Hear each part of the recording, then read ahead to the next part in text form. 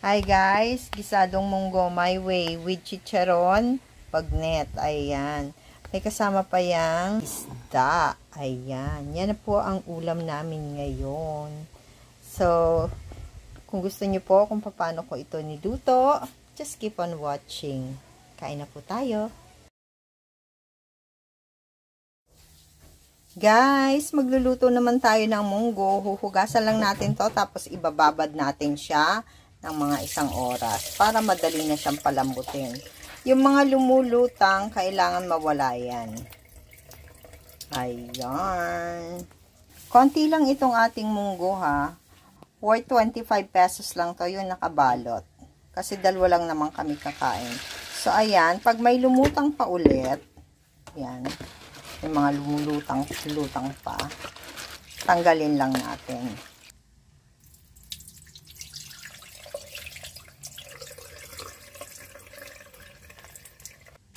Yan, pwede na natin ibabad. Babad muna for 1 hour. Yan. Tapos yung ating pork is huhugasan na natin. Galing kasing palengke yan. Yan, buto-buto na naman na nabili ni Mister. Parang pansahog sa ating munggo. Kumuha lang ako ng 1 hiwa, pansahog. So, ayan, ang kapal ng balat. Usually, kasi ang pork, sinasama ko siya sa pagpapakulo para malambot. So, ito may buto. Tanggalin natin yung buto. Pero isisama ko rin to sa sa pagpapakulo kasi masarap yan eh.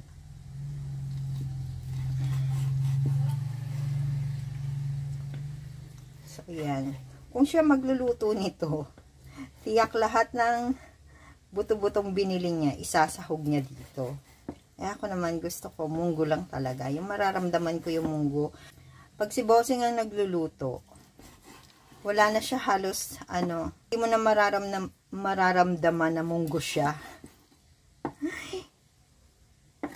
Kasi, mga 1 kilong buto-buto ang inilalagay niya. So ako, ayan, yan ang gusto ko. Yung munggo na maraming gulay, yung maraming may alugbati. Ewan ko kung sino sa inyong kumakain ng alugbati. Yung iba kasi ayaw nila gawa ng amoy lupa daw. Pero ako naman, gustong-gusto ko yon. Tapos, minsan, nagpabili rin ako sa kanya ng dahon ng ampalaya.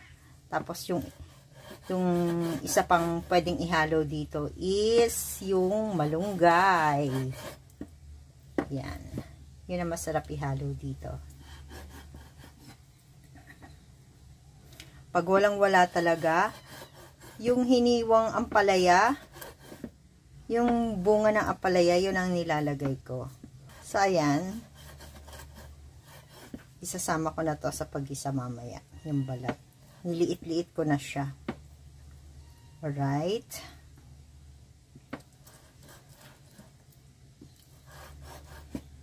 So, ayan lang. Guys, inaano ko lang siya ha. Pinapamantika ko yung aking pork, yung aking pansahog. Inaan lang natin yung apoy para hindi naman siya masunog. Ha? Hindi ko pa ito ginisa ha. Pinutusta ko lang yung baboy. Sinama ko na rin yung buto ng pata. Masarap yan sa paglalaga. Ayan guys, natutusta na siya. So, naglabas na rin siya ng mantika. Pwede na natin ilagay yung ating munggo.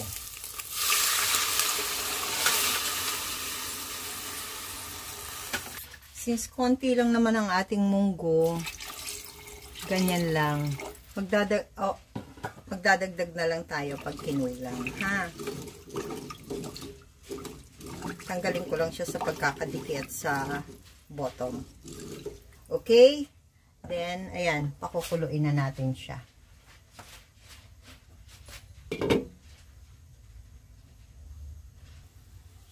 Yan guys, kumukulo na siya. Pag kumulo na siya, hinaan nyo lang yung apoy hanggang sa maluto. Okay, balikan ko kayo. Meron tayong alugbati. Yung iba na hindi pa nakakakilala sa alugbati, ito po siya. Meron din kulay green ang stock nito, pero mas maganda daw yung kulay pula. Ayan. Since diabetic tayo, maganda daw po ito sa may diabetes. Kailangan yung kinakain natin pabor sa atin. So, ito, gulay na, ginulay pa. Pasensyahan nyo na kami, kasi ganito talaga kami magluto. I-share ko lang sa inyo, para kung gusto nyong itry, okay lang, hindi po siya nakakamatay. Then, after this, hugasan nyo lang din, ha.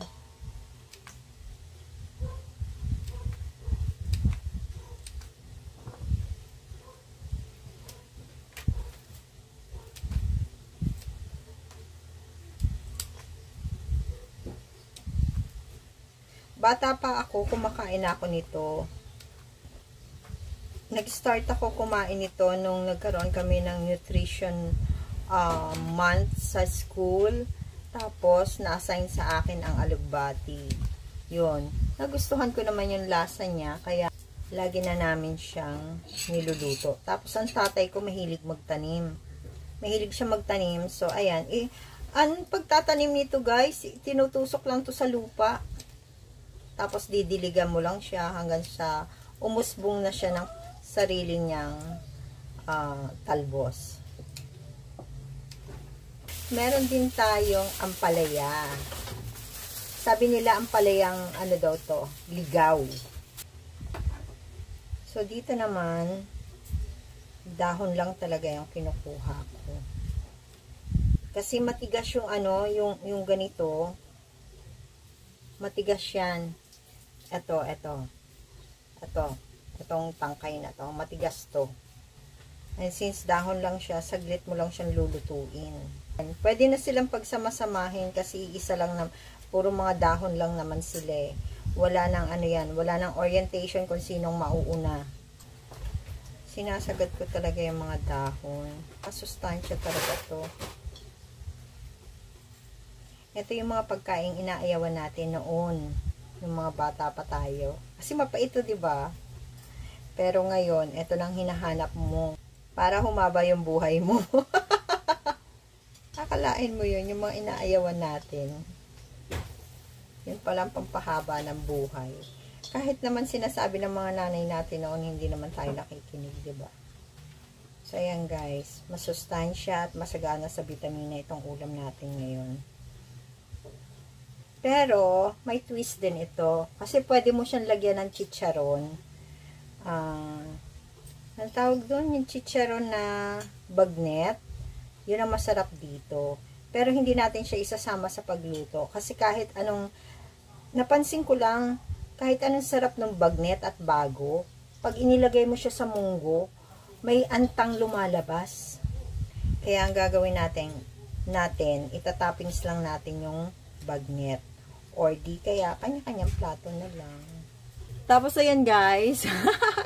Akala nyo tapos na. May nakuha kami sa kapitbahay, oh. Yan. Yan. So, guys, pag OA naman yung ano, yung gulay nyo at ayaw nyo naman, huwag yung gagawin, ha.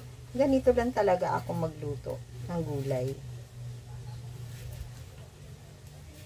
So, ayan. Tapusin ko lang to, then, huhugasan. Guys, huwag kayo matakot dito sa gulay ko. Ang akala nyo marami. Pag na, ano to, na singawan to ng mainit, or naluto na siya, naimpis po ito. O konti lang po ito. Kung gusto nyo lang naman gayahin, bahala na kayo sa dami. Ha? Pero kung gusto nyo ng masustansya, this is how I make my munggo. So guys, ito na yung ating gulay. Nahugasan ko pa lang yan ha, konti na lang. Pero pag yan ay nasingawan ng mainit na sabaw, or naluto na siya, mas lalo pa siyang kokonti. Kaya don't worry. Tagi-isang tali lang naman yan sila. Ayan guys, check natin yung ating munggo. Kung kailangan ba natin siyang dagdagan. Ayan, medyo buka na siya pero medyo matigas pa. So, pisat-pisatin na lang natin.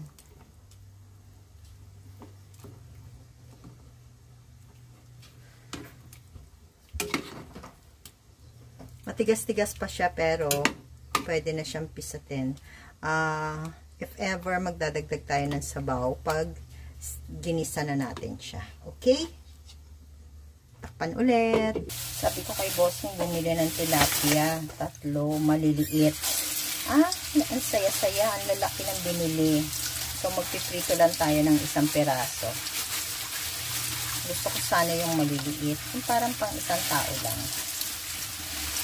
Ako guys, bago ko itapon sa basurahan yung mga plastic para iwas langaw, wawaswasan nyo muna sila ng tubig. Tatanggalin talaga yung dugo. So, isa lang ang lulutuin natin. Kasi ang lalaki. Oo, tingnan mo naman. Tingnan mo naman. Ang gusto ko sana yung ganun lang. Ganyan lang kalaki na tilapia. Kaso ang lalaki ng binili. So, ayan guys. Patutuluin lang natin. Tutuluin lang natin. Tapos, kukuha tayo ng isang malaki. Yun lang ang ating iluluto. So, para tipid. Meron pa akong sinantulan sa rep. So, pwede pa yan panghalo doon. Pag naubos na itong niluluto ko ngayon. Yung sinantulan kasi matagal ang buhay eh. Ayan. Hihiwaan lang natin to sa side. Ayan. Lagyan natin ng asin. Gamit natin is Himalayan pink salt. Tapos mamaya iprituhin natin. Hi guys. Ayan. Yan, malambot na siya. Ay, kulang pa. Palambutin pa natin ang husto. Lagay lang tayo ng water. Yan. Hindi pa masyadong hindi pa siya masyadong malambot. Medyo lumalaban pa siya ng konti. So, 2 kulo pa.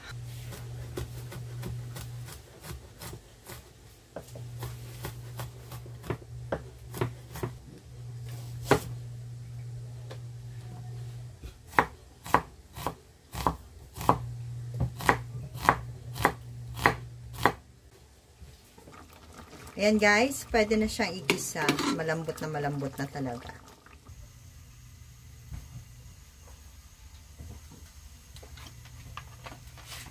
Painit na tayo ng mantika. Igisa na natin ang sibuyas at bawang. Bawang sibuyas. Sabay na yan para hindi sila malungkot.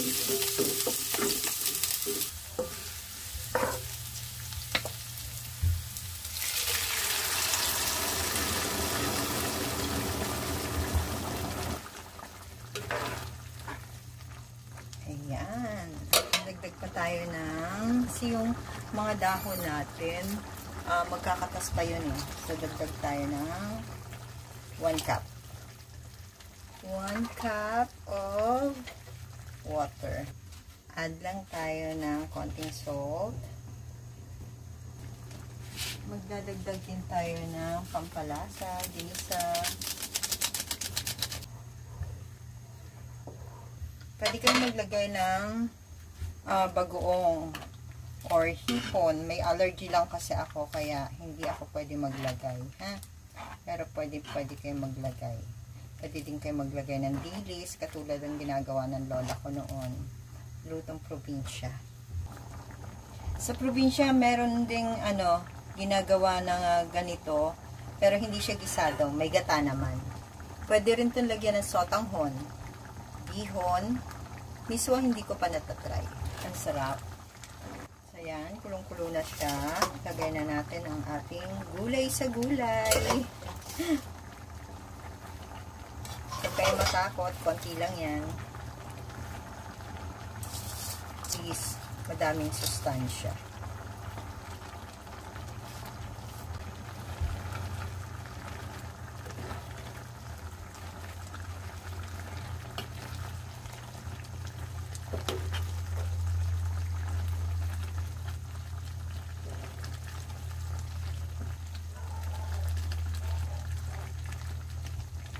Okay, pakukuluin lang natin to ng 1 minuto. Tapos, we're done.